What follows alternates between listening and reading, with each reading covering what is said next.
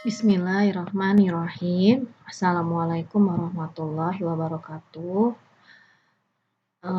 Bagaimana kabarnya kalian semuanya hari ini? Semoga semuanya sehat walafiat ya. Alhamdulillah kita sekarang bisa bertemu lagi ya di perkuliahan pengantar sistem basis data ya. Sekarang kita sudah memasuki pertemuan yang ke-9 ya. Oh iya, sebelumnya Ibu ingin mengucapkan mohon maaf lahir batin. Taqabbalallahu minna wa minkum taqabbal ya karim. Baiklah, selanjutnya kita akan mulai untuk malam ini materinya untuk mata kuliah pengantar sistem basis data adalah mengenai normalisasi. Nah, nanti di dalam normalisasi ini kita akan mempelajari mengenai pengertian dan tujuan normalisasi. Lalu ada tahapan-tahapan di dalam normalisasi itu ada apa saja dan ada contoh studi kasus normalisasinya. Oke, kita masuk ke yang pertama yaitu mengenai pengertian dan tujuan normalisasi. Jadi apa itu normalisasi? Nah, di dalam merancang basis data, ya di dalam merancang sistem basis data ya atau database itu bisa dilakukan dengan yang pertama yaitu dengan menerapkan normalisasi terhadap struktur tabel yang diketahui atau bisa juga dengan membuat model entity relationship. Nah, untuk model IR ini kemarin sudah kita pelajari ya. Sekarang kita akan mempelajari dengan teknik normalisasi. Nah, jadi normalisasi itu apa? Normalisasi itu adalah proses untuk mengorganisasikan file dengan menghilangkan grup elemen yang berulang atau sebuah kegiatan mengelompokkan atribut-atribut sehingga terbentuk hubungan dan terstruktur dengan baik. Nah, itu normalisasi. Untuk konsep dan teknik normalisasi ini dikenalkan oleh Dr. E.F. Coate ya, dalam bentuk struktur data lainnya, baik di dalam satu file atau di dalam file lain. Nah, lalu apa sih sebenarnya tujuan kita untuk normalisasi itu? Yang pertama adalah normalisasi ini digunakan untuk menghilangkan dan mengurangi redundansi data ya. Redundansi data itu adalah kerangkapan data. Jadi untuk menghilangkan dan mengurangi kerangkapan data. Nah, yang kedua, tujuan normalisasi adalah untuk menjamin struktur data yang konsisten ya, supaya struktur datanya itu konsisten ya. Lalu yang selanjutnya adalah untuk memastikan data berada pada tabel yang tepat ya. Itu tujuan normalisasi. Yang terakhir adalah untuk mencegah anomali pada data. Anomali itu adalah keganjilan pada data. Nah, tahapan-tahapan normalisasi ada apa aja di sini? Ada tahapan-tahapannya nih. Jadi kalau kita ingin melakukan melakukan normalisasi data, ada tahapan-tahapannya. Apa saja yang akan dilakukan? Yang pertama adalah tahapan normalisasi dalam bentuk pertama atau yang biasa disebut juga dengan first normal form ya atau 1NF. Nah, 1NF ini disebut juga first normal form atau normalisasi dalam bentuk pertama, yaitu adalah menghilangkan beberapa grup elemen yang berulang. Grup elemen yang berulang ini artinya atribut ya, atribut yang berulang agar pada setiap perpotongan baris dan kolom terdapat satu data value. Nah, satu data value ini maksudnya adalah dalam satu baris record ya. Dalam satu baris record itu terdapat satu baris nilai. Nah, tahap yang selanjutnya adalah normalisasi bentuk kedua, yaitu atau biasa disebut juga dengan second normal form atau 2NF. Nah, second normal form ini adalah menghilangkan beberapa bagian functional dependency ya atau partial dependency, ketergantungan fungsional atau ketergantungan parsial, atau dengan kata lain apabila sudah berada pada first NF atau pada 1NF, yaitu setiap atribut yang bukan key tergantung pada primary key, tergantung pada PK-nya atau kunci utamanya. Nah, itu normalisasi bentuk kedua. Nah, functional dependency itu adalah tadi ya, menghilangkan beberapa bagian functional dependency. Apa sih functional dependency? Nah, functional dependency ini adalah ketergantungan fungsional. Contohnya seperti apa? Nah, misalkan ada tabel mahasiswa ya, misalnya ada tabel mahasiswa mempunyai dua atribut. Misalnya yaitu ada atribut NIM dan nama. Nah, maka di sini penulisannya adalah NIM tanda panah nama, artinya bahwa NIM ini secara fungsional menentukan nama. Nah, atau nama secara fungsional bergantung atau tergantung pada atribut NIM. Nah, itu yang namanya ketergantungan fungsional.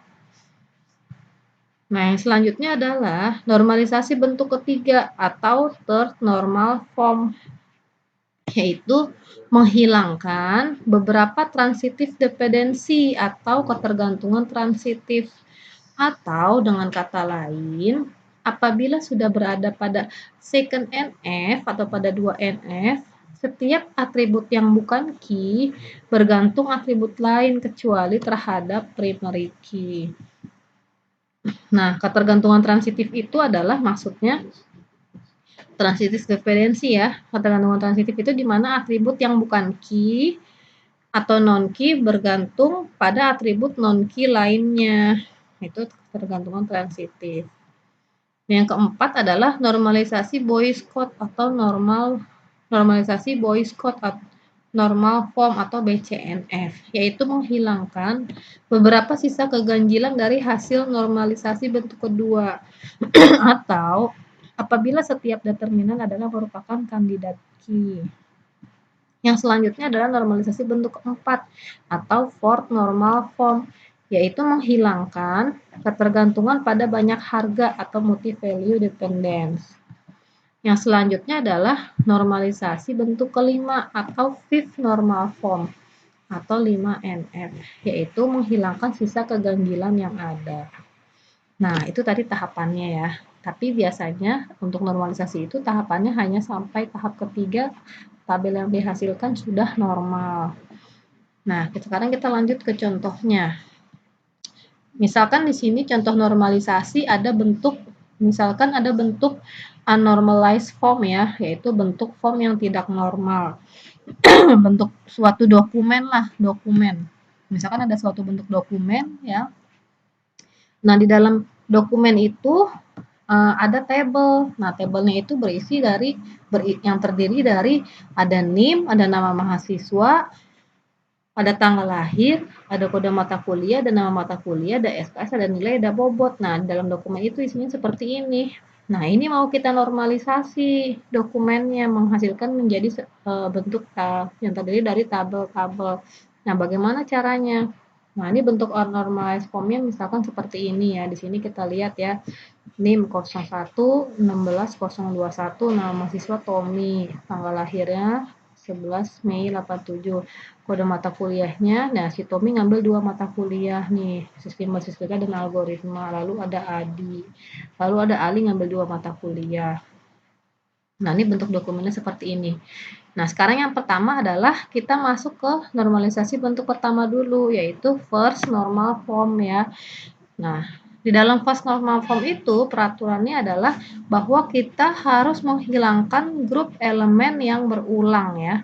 Nah, grup elemen yang berulang itu artinya bahwa kita harus menghilangkan, nah, yang berulang tuh seperti ini nih, seperti contoh si Tommy. Tommy di sini dia berulang, dia ngambil mata kuliah sebanyak 2 kali. Nah, ini berulang nih. Mahasiswa mengambil 2 mata kuliah. Nah, ini berulang. Terus Ali juga di sini ngambil 2 mata kuliah berulang. Nah, kita harus menghilangkan grup elemen yang berulang seperti ini. Harus kita buat menjadi satu baris record. Nah, bagaimana caranya? Jadi kita harus menghilangkan grup elemen yang berulang ya.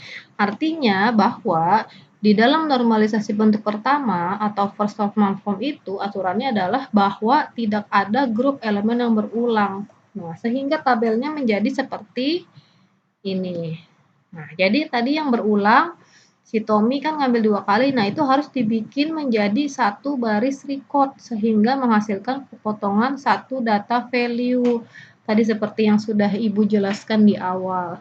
Nah, jadi Tommy harus dipisah menjadi ada 2 baris record. Nah, Tommy kan tadi dia ngambil mata kuliah 2 kali ya, sistem basis data dan algoritma. Lalu ada Adi, lalu ada Ali. Ali juga dia tadi berulang ngambil mata kuliah 2 kali, struktur data sama algoritma. Nah, jadi harus kita hilangkan grup elemen yang berulangnya, kita harus buat dalam satu masing-masing dalam satu baris record. Jadi semuanya terdiri dari berapa record? 1, 2, 3, 4, 5. Jadi semuanya terdiri dari 5 record. Tabel mahasiswa judulnya. Nah, itu tahap first normal form atau normalisasi dalam bentuk pertama, yaitu menghilangkan grup elemen yang berulang. Jadi, aturannya adalah tidak ada grup elemen yang berulang. Nah, tahap yang selanjutnya adalah 2NF atau second normal form. Nah, di dalam second normal form ini aturannya yaitu sudah memenuhi bentuk 1NF. Oke. Yaitu terus yang selanjutnya menghilangkan beberapa bagian functional dependency. Nah, tadi functional dependency atau ketergantungan fungsional tadi contohnya seperti yang sudah Ibu jelaskan ya di awal. Ya, misalnya tadi ada tabel mahasiswa, ada terdiri dari atribut NIM dan nama. Nah, tadi artinya bahwa NIM menentukan atribut nama atau nama bergantung pada NIM. Itu ketergantungan fungsional. Nah, kalau di tabel yang ini, kalau kita lihat ketergantungan fungsionalnya itu di mana? Nah, di sini ada nama mahasiswa dan tanggal lahir. Nah, nama mahasiswa sama tanggal lahir ini bergantung pada NIM. Lalu ada nama mata kuliah, SKS, nilai bobot bergantung pada kode mata kuliah. Nah, jadi sehingga tabelnya menjadi seperti apa? Nah, berarti sini kita pecah. Jadi ada tabel mahasiswa yang terdiri dari NIM, NMMHS, dan tanggal lahir ya. Ada Tommy, Adi, sama Ali.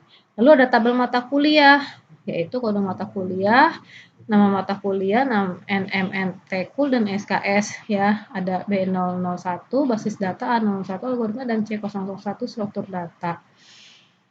Lalu ada tabel satu lagi, tabel punya. Nah, tabel punya di sini artinya bahwa NIM dan kode mata kuliah di sini menentukan nilai sama bobot. Nah, ini yang jumlahnya sesuai dengan jumlah baris datanya tadi ada 5 record. Nah, ini ternyata tabelnya belum normal ya, masih bisa dipecah lagi. Nah, kita masuk ke normalisasi bentuk ketiga, yaitu aturannya adalah sudah memenuhi bentuk second normal form atau bentuk 2NF, oke, sudah tidak ada transitive dependency. Nah, transitive dependency atau ketergantungan transitif tadi adalah, ada yang masih ingat, yaitu apabila ada atribut yang bukan non-key bergantung pada atribut non-key lainnya. Nah, di sini masih ada tabel yang memiliki ketergantungan transitif, yaitu tabel punya. Nah, di sini ada NIM, kode mata kuliah, nilai bobot. Nah, ini harus dipecah. Ya, di sini bobot bergantung sama nilai.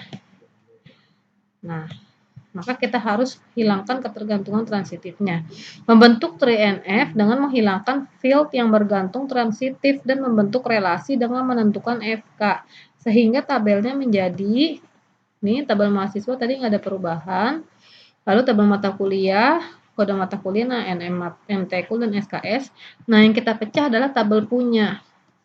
Ada NIM, kode MTKUL, sama nilai. Nah, untuk bobotnya di sini kita pecah, kita bikin tabel nilai. Tabel nilai itu terdiri dari nilai dan bobot. Bobot bergantung pada nilai. Nah, seperti itu, selesai. Nah, jadi sampai pada bentuk ketiga, third NF itu tabel yang dihasilkan sudah normal. Jadi akhirnya terbentuk ada 4 tabel ya, yaitu tabel mahasiswa, tabel mata kuliah, tabel punya, dan tabel nilai.